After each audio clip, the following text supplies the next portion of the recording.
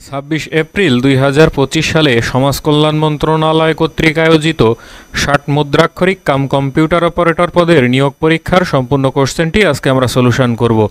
আশা করি সবাই ভিডিওটি প্রথম থেকে শেষ পর্যন্ত ধারাবাহিকভাবে দেখবেন। পরীক্ষার পূর্ণমান ছিল 90 এবং সময় ছিল 90 মিনিট। 1 নম্বর কোশ্চেনটি হচ্ছে ব্যাস বাক্য সহ সমাস নির্ণয় করুন। ভ্রমর কৃষ্ণকেশ এর ব্যাস বাক্য হচ্ছে ভ্রমরের ন্যায় কৃষ্ণকেশ। এখানে ব্যাসবাক্যের কথাটি সত্য, অর্থাৎ ভ্রমর যেমন কালো কেশও তেমন কালো, তাহলে এটা হচ্ছে উপমান কর্মধারয় সমাস। যদি ব্যাসবাক্যের কথাটি মিথ্যা হতো তাহলে হতো উপমিত কর্মধারয় সমাস। পুত্রবধূ এর ব্যাসবাক্য হচ্ছে পুত্রের বধূ। এখানে র বিভক্তি যুক্ত আছে, তাহলে এটা হচ্ছে ষষ্ঠী তৎপুরুষ সমাস। চৌরাস্তা এর ব্যাসবাক্য হচ্ছে চার রাস্তার সমাহার। যেহেতু ব্যাসবাক্যে সমাহার কথাটি আছে তাহলে এটা হচ্ছে দ্বিগু সমাস। উপকূল এর ব্যাসবাক্য হচ্ছে কুলের সমীপে। ব্যাসবাক্যে সমীপে কথাটি আছে তাহলে এটা হচ্ছে অব্যয়ীভাব সমাস। বহুব্রীহি এর ব্যাসবাক্য হচ্ছে বহুব্রীহি আছে যার বা বহু ধান আছে যার। বহুব্রীহি নিজেই বহুব্রীহি সমাস। 2 নম্বর কোশ্চেনটি হচ্ছে এক কথায় প্রকাশ করুন। ইতিহাস বিষয়ে অভিজ্ঞ যিনি। এক কথায় প্রকাশ হচ্ছে ইতিহাসবেত্তা। যে বন হিংস্র জন্তুতে পরিপূর্ণ এর এক কথায় প্রকাশ হচ্ছে সাপদ সংকুল। 3 নম্বর কোশ্চেনটি হচ্ছে শুদ্ধ করে লিখুন। ইতোমধ্যে এর শুদ্ধ বানান হচ্ছে রস্বই তয়কার মোদ হয়জফলা একার ইতোমধ্যে। শাশ্বত এর শুদ্ধ বানান হচ্ছে তালবস্যয়কার তালবস্যয় ত শাশ্বত। পূর্বাহ্ন শব্দের শুদ্ধ বানান হচ্ছে পয় দীর্ঘ বয়রে ফাকার হয় মূর্ধন্যয় পূর্বাহ্ন। 4 নম্বর কোশ্চেনটি হচ্ছে সন্ধি বিচ্ছেদ করুন। বাগদান এর সন্ধি বিচ্ছেদ হচ্ছে বাক যুক্ত দান। এখানে ক এর নিচে একটা হলন্ত চিহ্ন বসবে। অহরহ এর সন্ধি বিচ্ছেদ হচ্ছে অহ যুক্ত অহ। এখানে প্রথমে হ এর পরে একটা বিসর্গ চিহ্ন বসবে। বৃহস্পতি এর সন্ধি বিচ্ছেদ হচ্ছে বৃহৎ যুক্ত পতি। 5 নম্বর কোশ্চেনটি হচ্ছে প্রকৃতি ও প্রত্যয় নির্ণয় করুন। ঈশ্বর এর প্রকৃতি প্রত্যয় হচ্ছে ঈশ যুক্ত বর। মহিমা এর প্রকৃতি প্রত্যয় হচ্ছে মহৎ যুক্ত ইমন। 6 নম্বর কোশ্চেনটি হচ্ছে অর্থসহ বাক্য রচনা করুন। সাপের 5 পা মানে হচ্ছে অহংকার করে বাড়াবাড়ি করা। পাথরে 5 কিল মানে হচ্ছে অদৃষ্ট সুপ্রসন্ন বা সুখের সময়।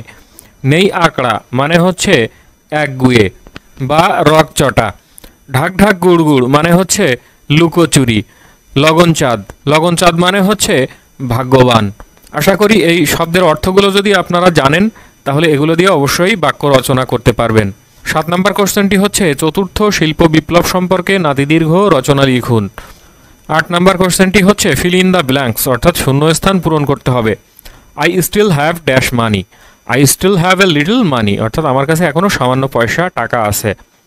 This book dash bought by him. This book is bought by him অথবা this book was bot by হিম। দুইটার যে কোনো একটাই এখানে বসালে হবে। I have no interest dash the matter. I have no interest in the matter অর্থাৎ এই বিষয়ে আমার কোনো ইন্টারেস্ট বা আগ্রহ নেই। আই হ্যাভ ড্যাশ 1 টাকা নোট। আই হ্যাভ এ 1 টাকা নোট। 1 টাকা নোটের আগে ওয়ান আইড ম্যানের আগে সবসময় আর্টিকেল হিসাবে এ ব্যবহৃত হয়। Man is dash immortal. Man is not immortal.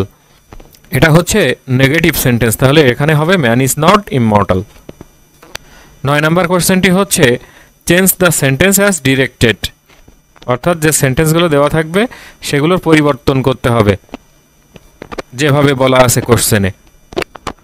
I can do it make it passive. এটা অ্যাক্টিভ ভয়েসে আছে, এর প্যাসিভ ভয়েস করতে হবে। তাহলে এর প্যাসিভ ভয়েস হচ্ছে it can be done by me. Honey is tested sweet. এটার অ্যাক্টিভ ভয়েস করতে হবে, এটা প্যাসিভ ভয়েসে দেওয়া আছে, তাহলে এটা হবে honey tastes sweet. Allah alone can help us. এটার নেগেটিভ করতে হবে, এটা অ্যাসার্টিভ আছে, এর নেগেটিভ হচ্ছে none but Allah can help আস অর্থাৎ আল্লাহ ছাড়া আর কেউ আমাদের হেল্প করতে পারবে না, সাহায্য করতে পারবে না। The garden is very beautiful make it exclamatory অর্থাৎ এই বাক্যটাকে বিস্ময়সূচক বাক্যে পরিণত করতে হবে। তাহলে এটা হবে how beautiful the garden is, এবং অবশ্যই শেষে একটা এক্সক্লামেটরি চিহ্ন বসবে। I saw A boy crying, make it complex. এটা সিম্পল সেন্টেন্স আছে, এটার কমপ্লেক্স করতে হবে, অর্থাৎ জটিল বাক্যে রূপান্তর করতে হবে। তাহলে এখানে হবে I saw A boy who was crying. 10 নম্বর কোশ্চেনটি হচ্ছে make sentences with following the words, অর্থাৎ যে ওয়ার্ডগুলো বা ফ্রেজগুলো দেওয়া থাকবে সেগুলো দিয়ে সেন্টেন্স তৈরি করতে হবে। গেট রিড অফ মানে হচ্ছে মুক্তি পাওয়া। You should get rid of smoking, অর্থাৎ তোমার ধূমপান ত্যাগ করা উচিত বা ধূমপান থেকে তোমাকে মুক্ত হওয়া উচিত। ফেস টু ফেস মানে হচ্ছে সামনাসামনি। দে ফট ফেস টু ফেস, অর্থাৎ তারা যুদ্ধ করেছিল সামনাসামনি। লুক ইনটু মানে হচ্ছে খোঁজা।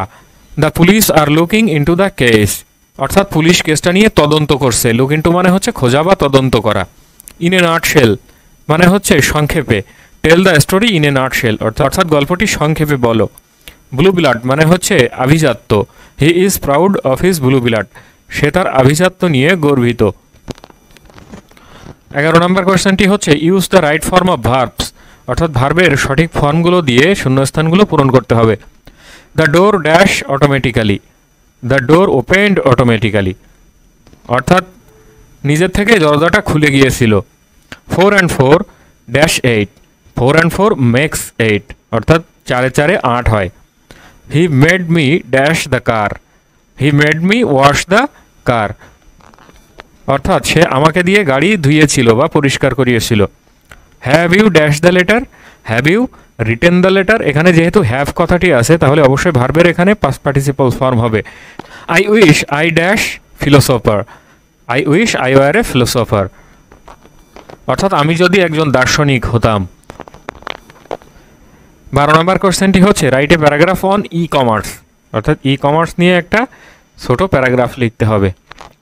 একটি গহনার ওজন 25 গ্রাম, এতে সোনা ও রূপার অনুপাত 3:2, এতে কি পরিমাণ সোনা মেশালে সোনা ও রূপার অনুপাত 5:1 হবে। তাহলে এই মোট অনুপাতের যোগফল হচ্ছে 3 + 2 অর্থাৎ 5। এতে সোনার পরিমাণ হচ্ছে এই 25 গ্রামের 5 ভাগের 3 ভাগ হচ্ছে সোনা, তাহলে এতে 15 গ্রাম সোনা আছে এবং তাহলে বাকি 10 গ্রাম আছে এখানে রূপা। আমরা ধরে নিলাম যে x গ্রাম সোনা মেশালে অনুপাত হবে 5:1।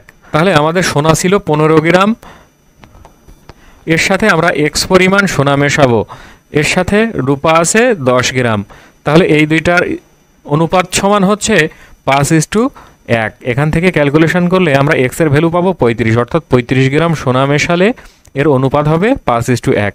টাকায় 3টি এবং টাকায় 5টি দরে সমান সংখ্যক আমলকি ক্রয় করে এক ব্যক্তি টাকায় 4টি করে আমলকি বিক্রয় করলেন। ওই ব্যক্তির শতকরা কত লাভ বা ক্ষতি হলো তা নির্ণয় করুন।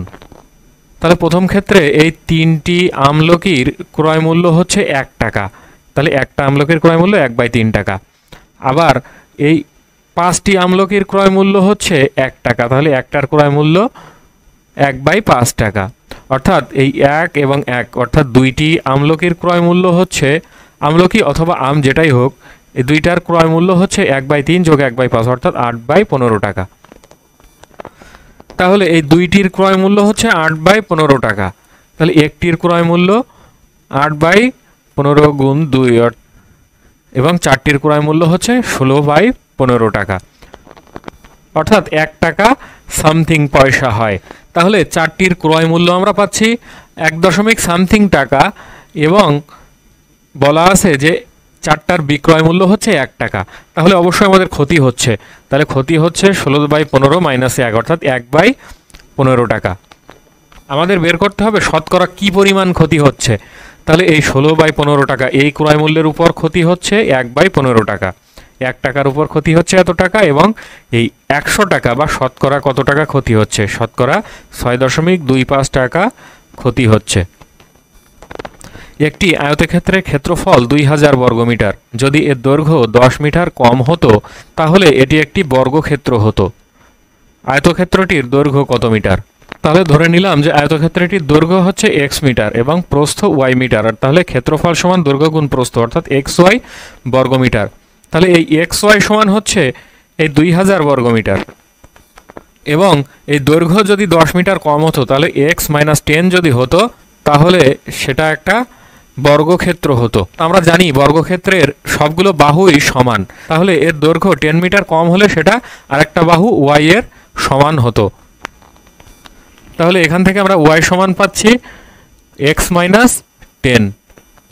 তাহলে এখানে আমরা পাবো এক্স ইন্টু এক্স মাইনাস 10 সমান হচ্ছে 2000, অর্থাৎ ওয়াই এর মান এক্স মাইনাস 10। এখান থেকে আমরা ক্যালকুলেশন করলে এক্স এর মান পাবো 50 এবং মাইনাস 40। যেহেতু এক্স এর মান ঋণাত্মক হতে পারে না, তাহলে এক্স এর মান হবে 50, অর্থাৎ দৈর্ঘ্য হচ্ছে 50। তাহলে প্রস্থ ওয়াই সমান হচ্ছে 40। 17 নম্বর কোশ্চেনটি হচ্ছে পূর্ণরূপ লিখুন। BRRI বিরি এর পূর্ণরূপ হচ্ছে Bangladesh Rice Research Institute. NASA এর পূর্ণরূপ হচ্ছে National Aeronautics and Space Administration. BIMSTEC এর পূর্ণরূপ হচ্ছে Bay of Bengal Initiative for Multisectoral Technical and Economic Cooperation. CIRDAP এর পূর্ণরূপ হচ্ছে Centre on Integrated Rural Development for Asia and the Pacific. একনেক এর পূর্ণরূপ হচ্ছে Executive Committee of the National Economic Council. 18 নম্বরে সাধারণ জ্ঞানাংশ থেকে কয়েকটি গুরুত্বপূর্ণ কোশ্চেন এসেছিল, যেমন মোংলা সমুদ্র বন্দর কোন নদীর তীরে অবস্থিত? মোংলা সমুদ্র বন্দর পশুর নদীর তীরে অবস্থিত। হার্ডিংস ব্রিজের দৈর্ঘ্য কত? হার্ডিংস ব্রিজের দৈর্ঘ্য হচ্ছে 1.8 কিলোমিটার। বাংলাদেশের প্রধান খনিজ সম্পদ কোনটি? বাংলাদেশের প্রধান খনিজ সম্পদ হচ্ছে প্রাকৃতিক গ্যাস। ঢাকা বিশ্ববিদ্যালয় কত সালে প্রতিষ্ঠিত হয়? ঢাকা বিশ্ববিদ্যালয় 1921 সালে প্রতিষ্ঠিত হয়। বাংলাদেশ সর্বাধিক জনশক্তি রপ্তানি করে কোন দেশে? বাংলাদেশ সর্বাধিক জনশক্তি রপ্তানি করে সৌদি আরবে। জাতীয় সমাজসেবা দিবস কবে? 2 জানুয়ারি হচ্ছে জাতীয় সমাজসেবা দিবস। রাশিয়ার মুদ্রার নাম কি? রাশিয়ার মুদ্রার নাম হচ্ছে রুবল।